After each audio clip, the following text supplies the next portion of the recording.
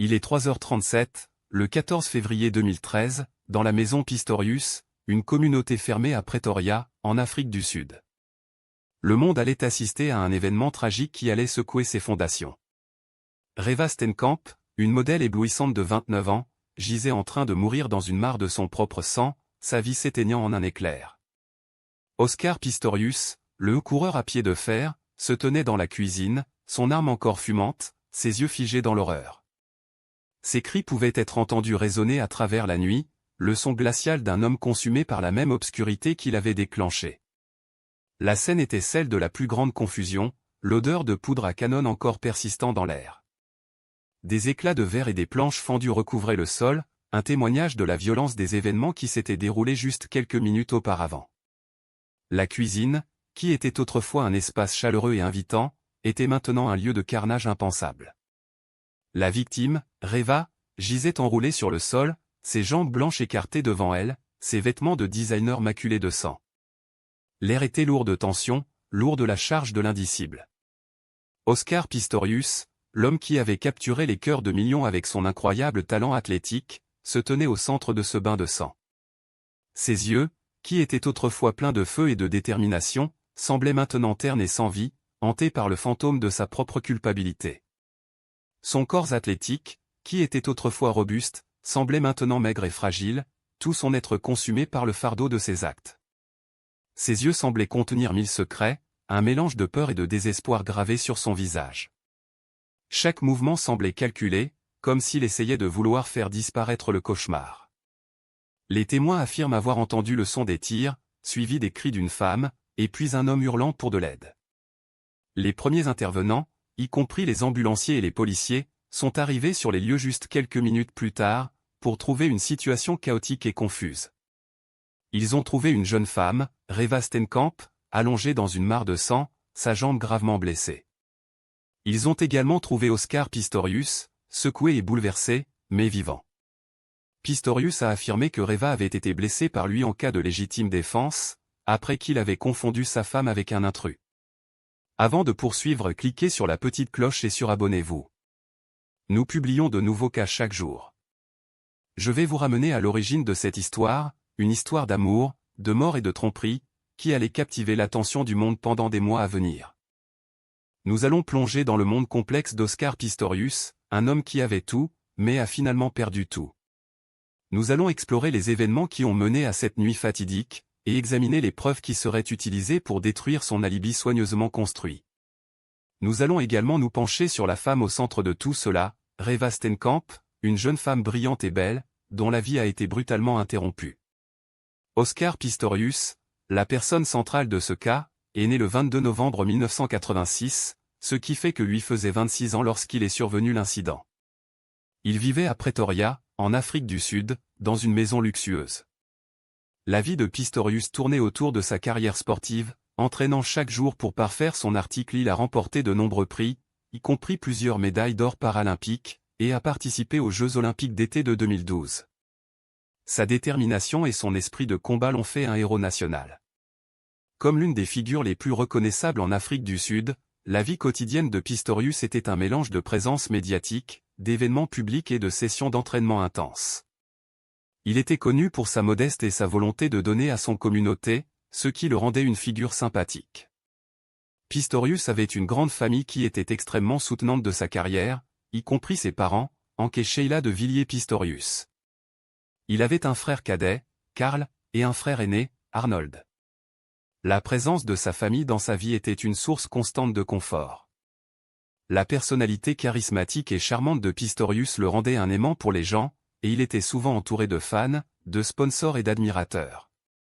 Il était vu comme un modèle, surtout pour ceux qui avaient des handicaps, car il avait gravi la cime de la réussite malgré la fibulée hémimélie, une condition congénitale qui avait entraîné l'absence de ses jambes inférieures. Sa capacité à surmonter les obstacles et à atteindre la grandeur résonnait avec les gens du monde entier. La charmante personnalité et les beaux traits de Pistorius le rendaient une figure populaire dans les médias. Il avait un fort sens de la justice et était connu pour être farouchement protecteur de ceux qu'il aimait. Les relations étroites de Pistorius étaient avec les personnes qu'il faisait confiance, y compris son agent, Piet Van Zyl, et son ami et partenaire d'entraînement, Sam Melovich. Cependant, c'était avec la mannequin Reeva Steenkamp qu'il avait formé une profonde connexion émotionnelle. Les deux se sont rencontrés en 2012 et ont commencé à sortir en fin 2012, 3 mois avant l'incident. Steenkamp, 29 ans, était une personne vibrante et vivante qui travaillait comme mannequin et influenteur de médias sociaux.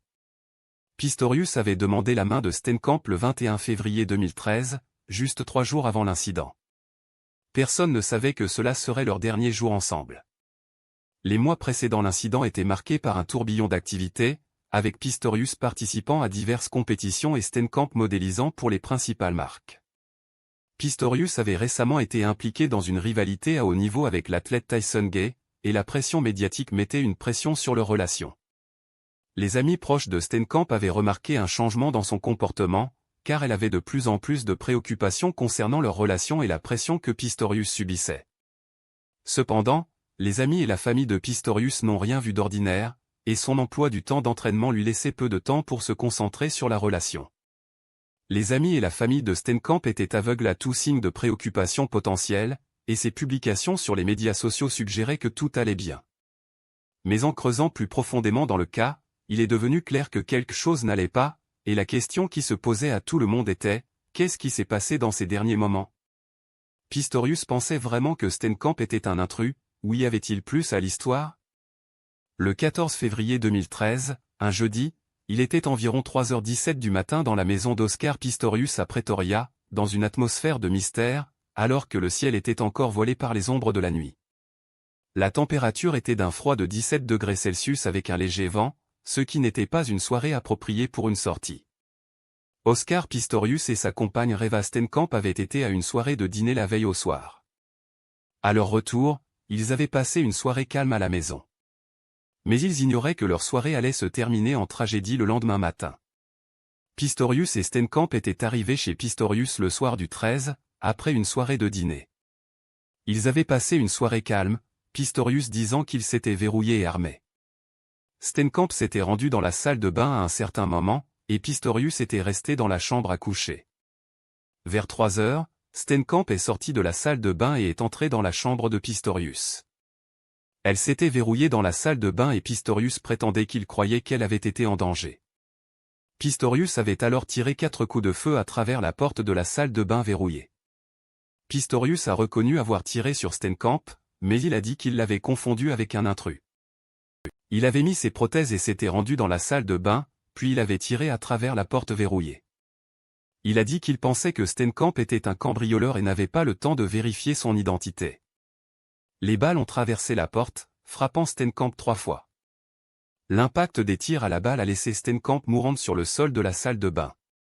Le détail le plus choquant de l'infraction est que Pistorius a admis avoir tiré 4 coups de feu, frappant Steenkamp 3 fois, alors qu'il prétendait qu'il croyait qu'elle était un intrus.